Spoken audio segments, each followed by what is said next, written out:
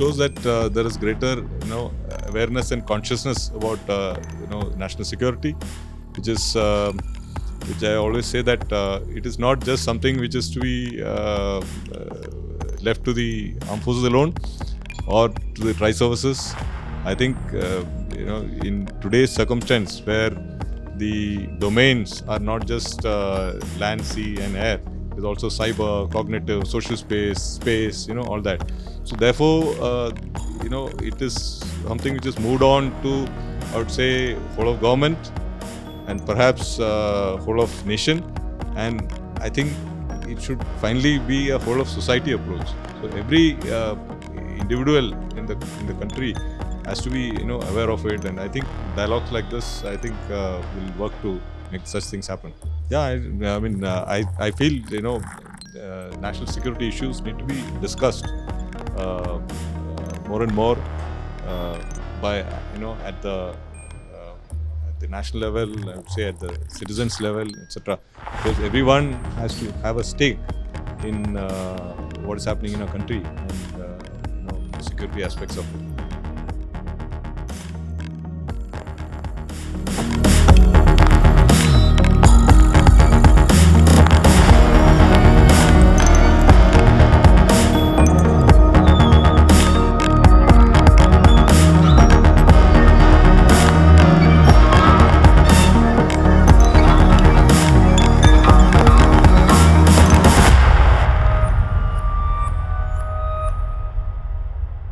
So first of all, sir, I'd like to thank you for gracing our platform. Matter of great honor and privilege for us, sir. I must also thank you for this opportunity to come here. The first time I'm coming to this, PhD chamber. And I hope not the last, sir. We'll keep on troubling you, sir, in the future also. Ladies and gentlemen, Navy is something that I personally feel, and these are my personal comments. Navy is something that has defined power for thousands of years. It's not something new. For thousands of years, ever since man started the process of either trading or fighting wars on the seas or on water, Navy has been an extremely important part of our civilizational heritage. But what we have seen lately is that the government of India has really pushed towards modernizing the Navy. We've seen an aircraft carrier being launched. People are talking about another one which is in the works. And there are so many other capabilities that are being built as far as the Indian Navy is concerned. The Chanakya Forum team is highly privileged to have the Chief of Naval Staff. And the topic that we are going to discuss today is Indian Navy in the 21st century, evolving maritime threats. So may I start with your permission, sir? Yeah, please. Yeah. So the first question, sir, that in the recent past, significant financial commitments have been made by the government of India, especially for Indian Navy for the purpose of capital asset acquisition, sir. What are the emerging threats that have enabled these financial commitments? Firstly, I want to tell you that, the financial commitments that you saw in terms of shipbuilding projects which have happened is part of the capability development process. It is not something which has just happened just because of a particular threat or so. In fact, there has been delays in getting our contracts through earlier. So the government had worked to make it happen. So that's how we got a couple of these, 3 of these contracts through in quick time. So shipbuilding, that is a part of capability building process which has been on for some time. Coming to the threat aspect of it, I would say that we are now in a highly contested present and moving towards a fairly uncertain future. What we see is a web of threats, I would say. Conventional, non-conventional, as well as many other threats which we have not foreseen earlier. So it's a kind of a web of threats that is emerging. So talking of conventional threats, we are aware of our adversaries, adversary nations and their capability development and so on. The Navy's role is to protect, preserve, and promote our national interests wherever they lie, especially in the maritime domain. So we assess what are the threats, what are the challenges, and what are the maritime interests that we need uh, to pursue. And we therefore see that on a daily basis, there is a certain amount of contestation that is happening at sea. It is well below the threshold of conflict, but the possibility of full-fledged war can now be ruled out.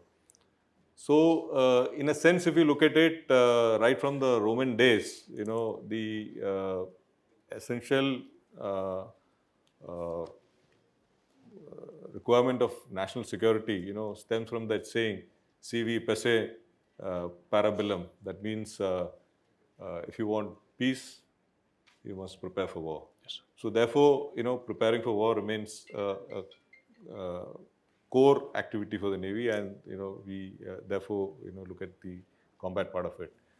So that is the conventional threat. When you talk of non-conventional threats in the maritime domain, there are plenty.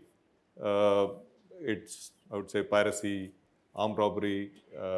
Even yesterday we had a piracy incident on off the coast of Yemen, where we had nine Indian crew and 2 armed guards on board. They were able to be rescued with the help of multinational forces which are present there. But we had coordinated, the activity, as well as facilitated the treatment of one of the guards who got injured.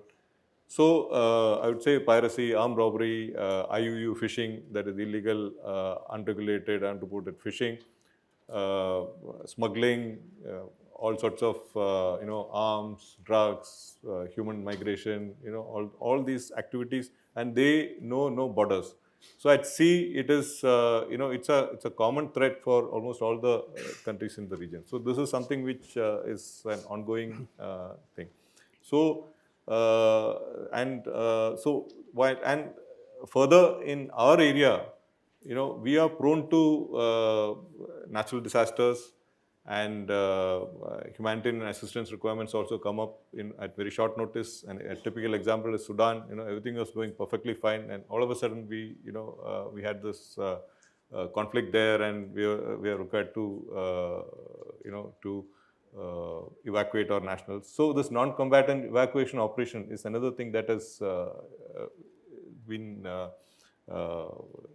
happening rather frequently. Another, I would say, all-pervasive and all-encompassing and an intrusive and a silent paradigm that is happening is in 3 respects, I would say. One is the emergence of niche technologies, which have got application both in the civil as well as the military domain, which can be harnessed by both state as well as non-state actors to progress threats. Second is the cyber part of it. Cyber is an enabler. We are all hooked onto it. We have to use cyber. It affects every aspect of our life, but it brings in a lot of vulnerabilities. And the third and the most important part in this intrusive paradigm and silent intrusive paradigm, I would say, is the aspect of weaponization, I would say, of the cognitive domain. So, there is the ability to use social media or, various types of tools, techniques, and to target, people, and to shape the cognitive domain by, various inimical actors. So when you look at the overall threat that is that is emerging, it is a complex web. It has got all traditional threats, it's got non-traditional threats, which I talked of in the maritime domain, as well as these silent and intrusive, paradigms. And therefore, we factor all this in making our assessments. We do our planning accordingly, and this feeds into the capability perspective planning and the capability development and the force structuring part of it. And I would like to say that it is being done in a joint manner. We also assess as to what are the capabilities that are available in the nation with various agencies, and then we see what are the gaps, and then what is it that we need to fulfill. So whatever falls into the domain of the Navy, that is what we take on. For example, I would just say, we have very close linkages with agencies like the NTRO, the three services, the other two services as well, and see what is it that they can, bring to the table, and what is it, where is the gap, and wherever the gap is identified, that is what we take forward as the, into the capability development process purely for the maritime domain. Sure.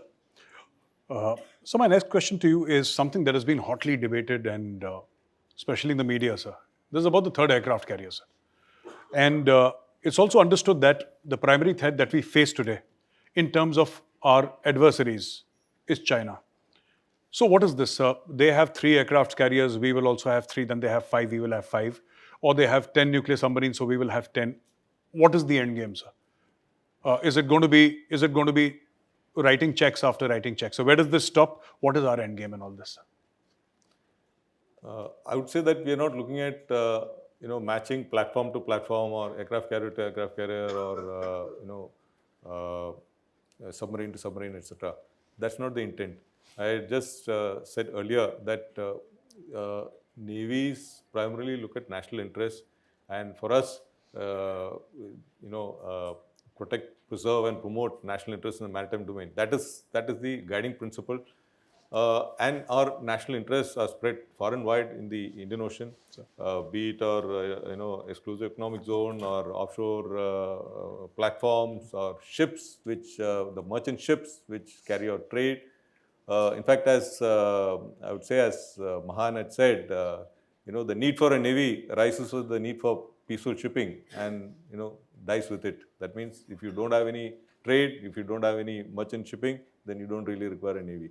So, to ensure security in the maritime domain, you need to have assets. Now, coming specifically to what you are talking about the aircraft carrier, I would say the aircraft carrier forms the centerpiece or the asset around which the carrier battle group is structured. Now, it is a tremendous capability to have. It brings in the ability to project air power at sea for air defense. It brings in a lot of roles that you can achieve, whether it is sea control, whether it is power projection, control of the sea lanes of communication, destroying the enemy's war waging potential. So there is a lot of it that, and it's a unique capability. It cannot be brought in by anybody else. A main difference between land-based air power and what carrier battle group brings is the mobility that it has got, the versatility, and it is a persistent air cover that it provides for the rest of the fleet as well. So, and it has got a mobility of about 500 nautical miles, roughly about 1,000 kilometers in 24 hours. It can be in one place and then move rapidly and deploy itself somewhere else. So it's a unique capability. That is why if you look, among the nations that have an interest in maritime power and to protect their maritime assets, they do have a carrier. About 5-6 of the leading navies do have a carrier in their inventory. Now you may ask me, what about a choice between aircraft carrier and a nuclear submarine, paisa, all those things. Each of these bring their own capabilities, and they are not either or, I would say. If you look at the Indian Navy, we are trying to become a balanced force. Nuclear submarine brings a different set of abilities. It brings stealth, the ability to stay for very long underwater without the need to surface.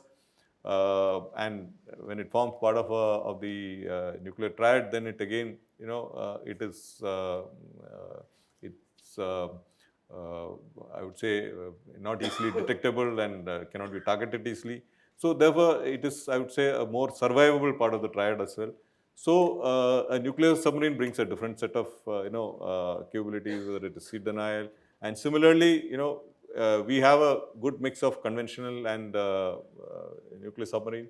So therefore, with that, you are able to provide a different set of capabilities and missions that it can achieve. So, if you ask me, do we need more carriers, or should the carrier be offset against a nuclear submarine? I would say we need to be a well balanced force. We need to be a navy that meets the aspirations of the nation.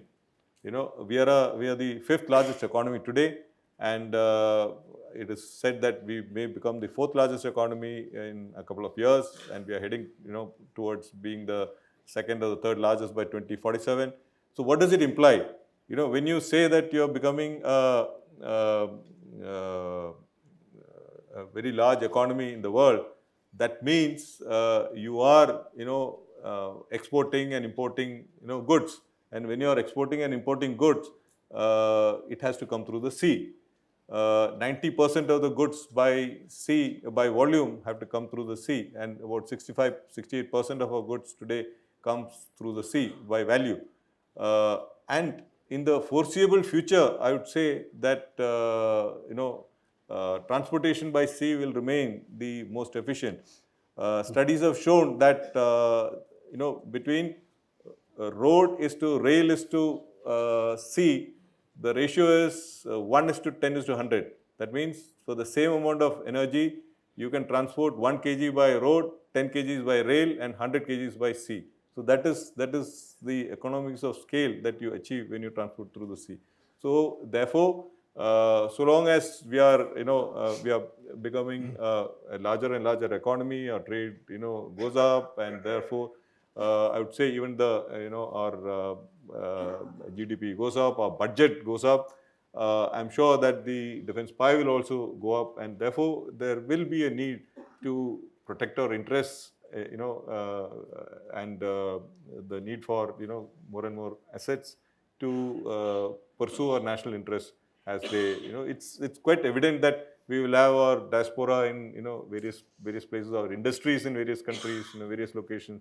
And so how do we support them, in times of crisis or, things. So I would say that a couple of good books that those who are interested can read. One is The Splendid Exchange by Jay Bernstein. And another one I would say is by Bruce D. Jones, called To Rule the Waves, which has been recently published.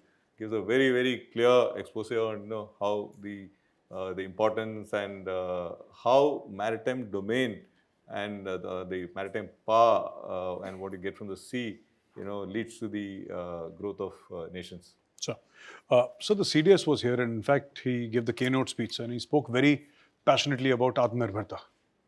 The ability of an indigenous arms or weapons manufacturing ecosystem in India.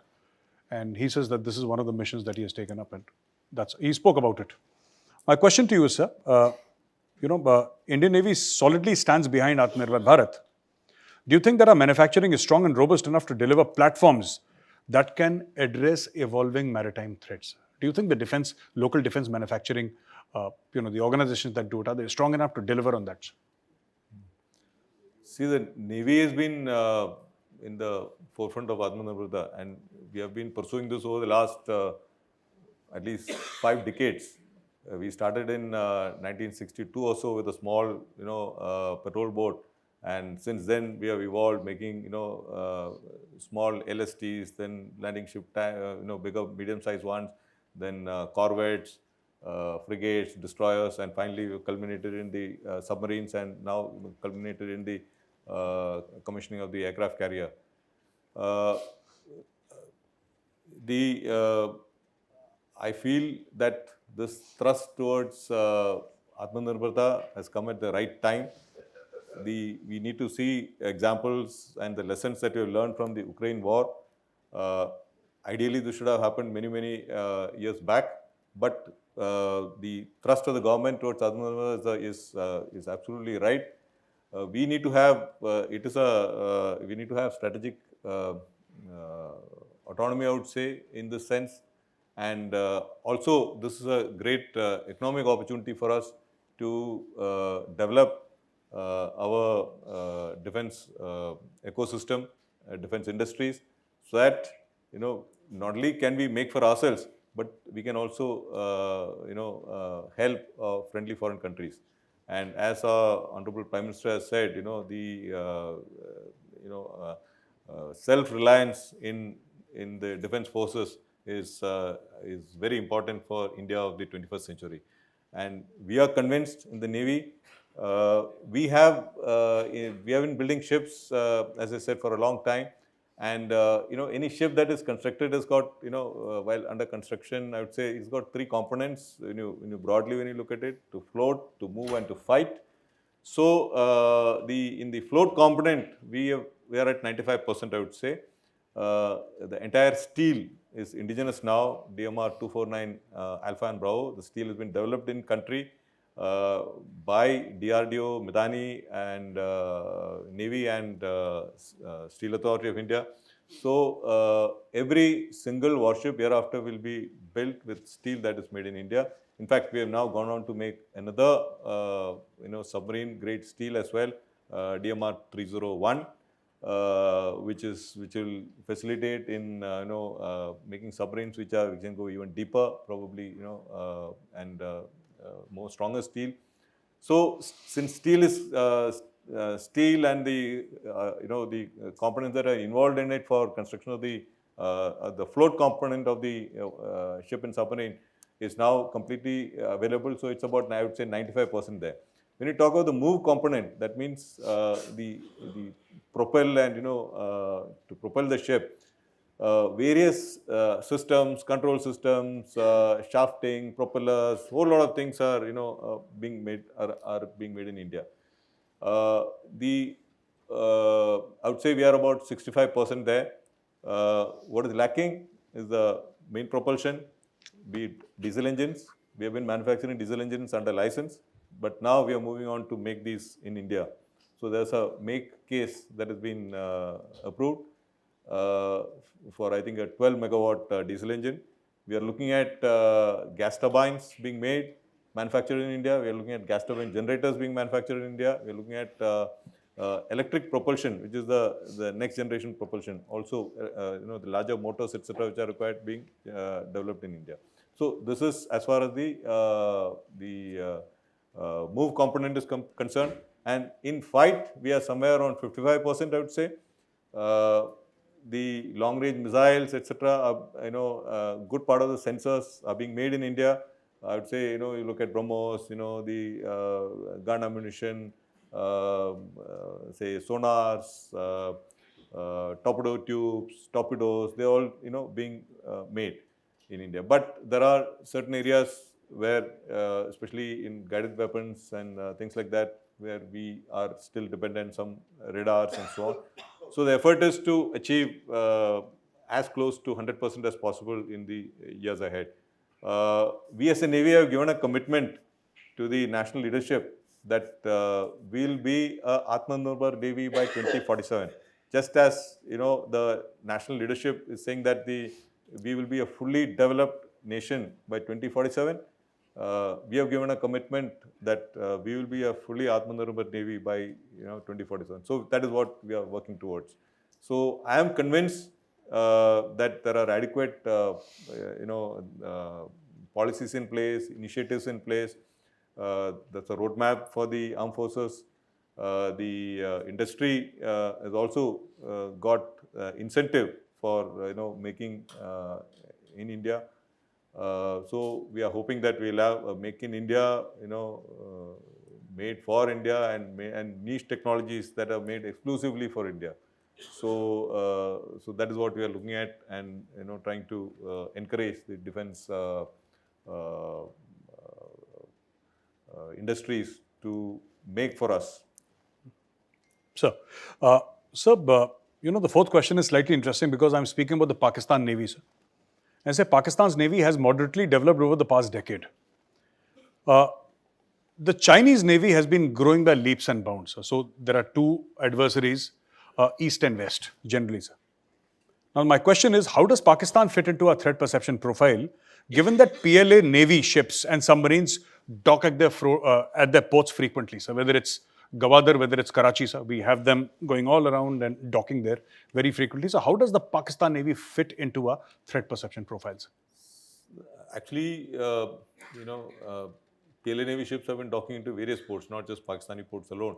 They have been docking. They have been visiting Bangladesh. They have been visiting Myanmar. They have been visiting Sri Lanka, and of course Oman and various other countries. So they do visit. It's perfectly fine that they can visit.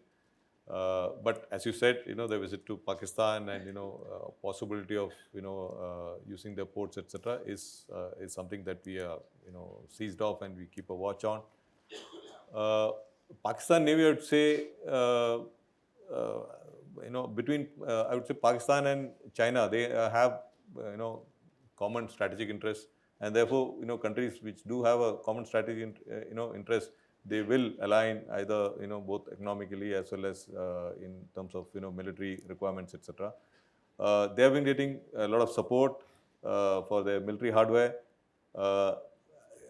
In our assessment, they are likely to transform into a 50 platform force in about 10 to 15 years time.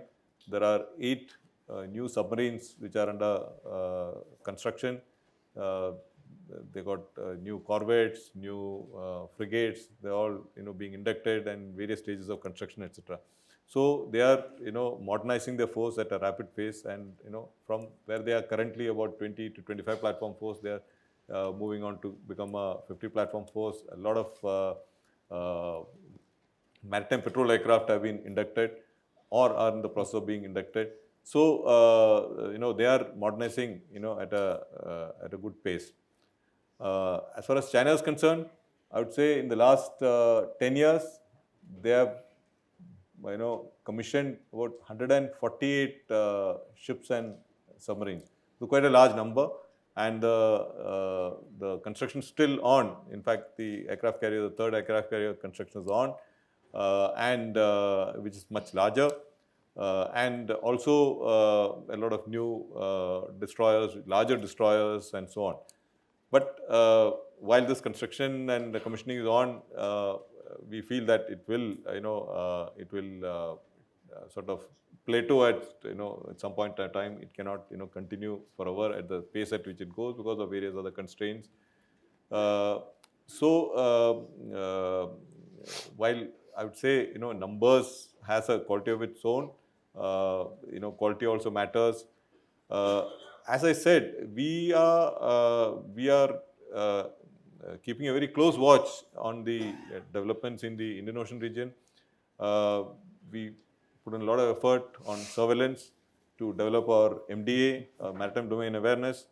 Or we know, or we at least the effort is on to exactly know who's present and what are they up to, okay, on a 24/7 basis. So that is our job, which is what we pursue. We deploy our aircraft or UAVs. We have the hails, ships, submarines. So we keep a close watch on all the developments that is happening. So there is a large presence of Chinese vessels, I would say. About at any point of time, we have anything between 3 to 6 Chinese warships in the Indian Ocean region. Some obviously at the close to the near the Gulf of Oman or in the anti-piracy patrols. But there are also those which do come into the eastern part of the IOR for shorter durations. And there are these Chinese research vessels which are ever present in different numbers. Sometimes there are 2, sometimes there are 3, sometimes there are 4. They come for durations, for undertaking research activities in international waters. And there are a large number of fishing vessels which are always present in the Indian Ocean region. So you find there is a large presence of Chinese units in the Indian Ocean region. So we try to keep track of it, and then we refine our plans and actions that we are required to take. And this also feeds back into the capability development process and force structuring to tweak the type of units or capability that we need to develop. So my last question to you is, sir, that how's the Indian Navy adopting new technologies like artificial intelligence? And what initiatives are being taken to partner with institutions of excellence and private entities for research and development? So we, we say that our motto, I would say, is to be a combat-ready, credible, cohesive, and future-proof force. So in terms of future-proofing, we need to look at the technologies that are likely to come in. So as you said, AI, say directed energy weapons and space-based applications, different types of sensors, multifunction radars, hypersonic missiles. So BDA. So these are all new things that we are looking at. So we have created, I would say, a slightly future-looking organization. We call it the NIIO, Naval Innovation and Indigenization Organization. It basically encourages innovation. It acts as a sort of a organization which reaches out into the industry, to the startups, to MSMEs, and generates ideas and technology which are of use to the Navy. So, so one of the things we had done last year in July was to conduct a seminar called the Swavalamban Seminar. So, in this seminar, we had said that we will give out 75 challenges to the industry and to the startup to develop technology or products that will be of could be inducted into the Navy. And it was inaugurated by the Honorable Prime Minister. And what a response we got. For the 75 challenges, we got more than 1,100 suo motu proposals as well from the industry. So we went through all of that. It took some time, and we had shortlisted about 135 startups and MSMEs to take various initiatives forward. And since then, we had signed numerous contracts. In fact, we are just signing the 100th contract in a few days from now. Two technologies are already getting inducted. One is a firefighting bot and one is a firefighting compound. And there are various other prototypes which are likely to be completed before August this year. We have set a timeline of 1 year. So so it's been a great success. We link up with the closely with the Government of India and the MOD initiatives like IDEX and the TDF, which is a Technology Development Fund. So and also we have a endeavor which we have named as Sprint, that is supporting pole vaulting in R&D through IDEX, NIIO and TDAC. So that is the acronym for this Sprint. And this has paid dividends because we are looking at technologies which we induct at that through the MSMEs, which can be a game changer, which can be inducted into our platforms, and which will help us in in fighting the battle in a completely different way, in a transformative manner. So that is what we are looking at. As far as AI particularly is concerned, we have started an Indian Navy incubation center for AI in Bangalore. They are also now currently running 38 projects with the industry. Since Bangalore particularly has got a lot of software firms there. They are engaged with various startups, etc., to how to use AI, not just for maintenance and logistics and things like that, but also in the op role. So a number of use cases have been made to harness AI, and they are working on it to see how it can translate into technology that can be ported onto our platform. So while we are looking futuristic in all these things, we are also looking at our HR to be transformed into, I would say, not tech enabled, but I would say tech infused sort of warriors at sea. So this is how we foresee that we should be able to look at the future. Thank you very much, sir. So, questions from the audience? Yeah, sure. Now the Navy Chief will take 2 questions from the audience, please. And yes, please. Am I audible? Yeah, sure. Good afternoon, sir. This is Vaibhav Gupta from MKU. My question is, does the Navy actually, have a roadmap of leapfrogging and, giving adversaries a good punch, and how this roadmap can help us as Indian industry to help the Navy, to leapfrog and in terms of technology and capability, so that we can also align to the vision of Navy in their indigenous effort. Thank you. We have a capability, technological requirement roadmap, which has been shared. It's not been fully put in the public domain, but it's available for, for genuine industry partners of our country.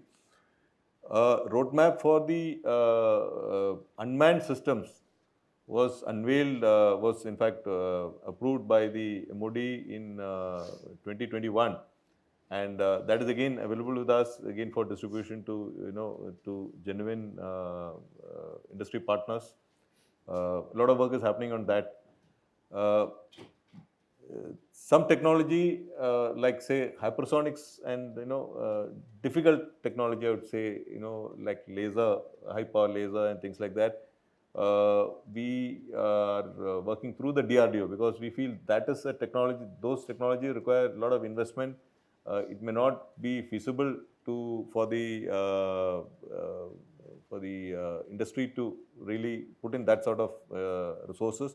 So there we are working with the DRDO and those sort of things, whether it is hypersonic missiles or anti-ballistic system, ballistic missile systems and like that. So they are working on that. But rest of the technology, as I said, whether it is developing a 127 mm gun, or a follow-on for the 76 mm gun, or for torpedoes, we are working with industry. All this, there is a very clear roadmap which is available. So you just have to link up with our NIIO organization and take it. So we can't publish everything in the open domain. That is the plan. Thank you very much, Admiral sir. I'm Wing Commander Bakshi. I have a question to ask regarding our joint operations, what we are talking of. Yes, it's a very common subject, joint operations. But when we talk of terms of jointness, there has been jointness at one time, where our pilots were flying with the Navy, and I have also trained the naval pilots in the air-to-air firing at Kalaikonda. And there are a lot of commonality of equipment, fighting equipment. Is there any thinking of advancing this thinking, putting in the policy, exchanging equipment, especially with pilots, more pilots, fighter controllers being placed on aircraft carriers, etc., and common radar equipment, and there are a number of weapon systems which could be common. So, is there any thinking of advancing this policy and strengthening this policy so that there can be better use of resources at an optimal level? Yes, sir. I would say, definitely that is the way ahead. And the HQ Ideas has been tasked with this thing of looking at joint, JSQRs for equipment that we are inducted are getting inducted. For example, the software defined radio, which is being is a very important component of our net-centric warfare that we are talking of. Common waveform so that it can be ported into and used by jointly by all of us. Basically, first I think the first requirement that we should be able to communicate together. So joint waveforms have been developed already. We're going to have these software-defined radios. It will take probably a little bit of time, and every single equipment now that we are developing or procuring, from of course we are looking at largely procuring from India itself, will see whether it is applicable for more than one service, and that is the way we are progressing. For example, I would say the Navy is looking at the twin-engine deck-based fighter being made in India. It will have a lot of commonality with the Air Force, next generation aircraft that is being made. A lot of equipment will be similar, but the exact aircraft may not fit into a aircraft carrier. So therefore, there will be certain differences. Similarly, what we are looking at as a DBMRH or deck-based multi-role helicopter, that will be a variant of the helicopter which is being looked at for the Air Force and the Army in the same category. So we are definitely looking at commonality so that maintenance becomes easier. In fact, when you're looking at the UAVs and HALEs and MAILs, etc., it is going to be a common platform which can have sensors fitted which suit each service. So that is how we are looking at when you're looking at training. Even on the carrier, we've had Air Force pilots flying with us. But you're aware that it takes a certain amount of time for training and becoming ops on that. So we've had, I think, in the squadron at least one or two pilots over a long period of time. So that is how. And now, in fact, we had our fighter pilots training at the integrated, the training area of the Air Force. No, now they have in Gwalior. There is a integrated firing training area. So they've qualified for the first time. We got I think two or three pilots who got qualified. Thank you, sir. So, last question, sir. We have time for one, no? Yes, just one last question, sir. I'm Brigadier Ratan Kumar, sir. The Navy Chief used a very interesting term, the weaponization of the cognitive domain, sir. We all kind of reckon that there is something like this that is now happening, and it is happening all the time. Certain unpopular steps or orders had been issued in the past when I was in service in the Army regarding use of the social media, which I suppose is one of the weapons probably you have in mind.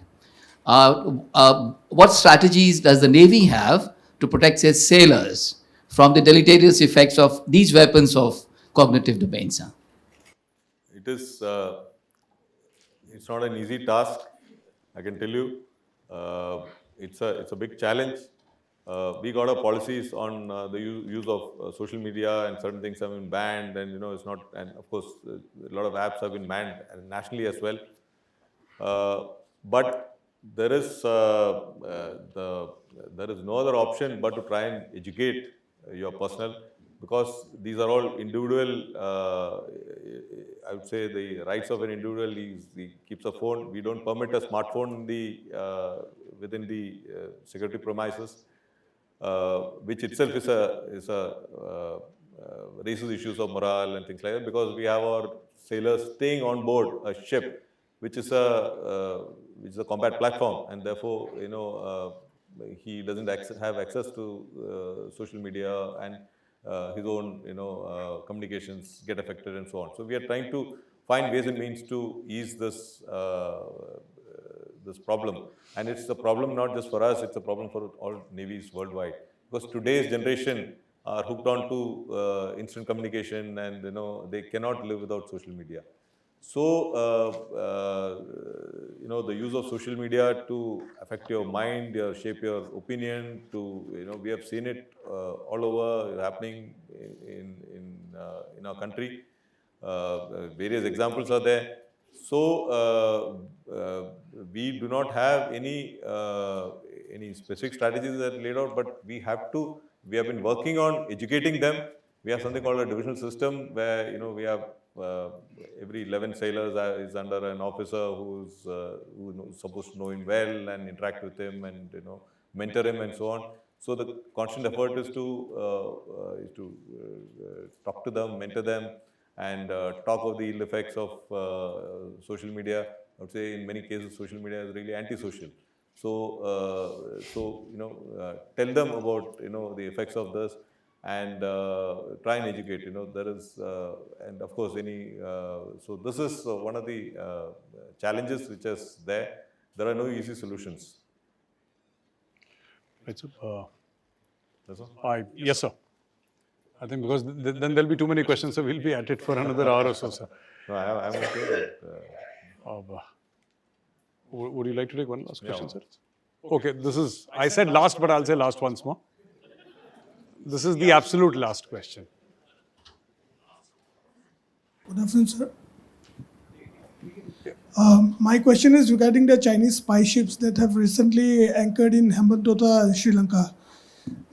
How we are dealing with it and how real is the threat regarding security? See, it's all these research vessels and they all have ability to track and have ability to collect electronic signals and so on. So while they are free to operate in international waters, when they operate close to our areas of national interest, then it becomes a challenge.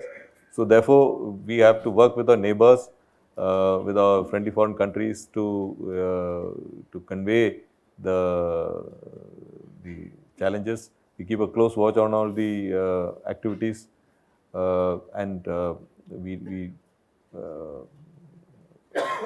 we have our ships which monitor them very, very closely.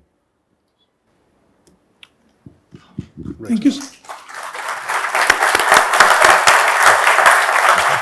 Thank you very much, sir. Thank you, Gaurav.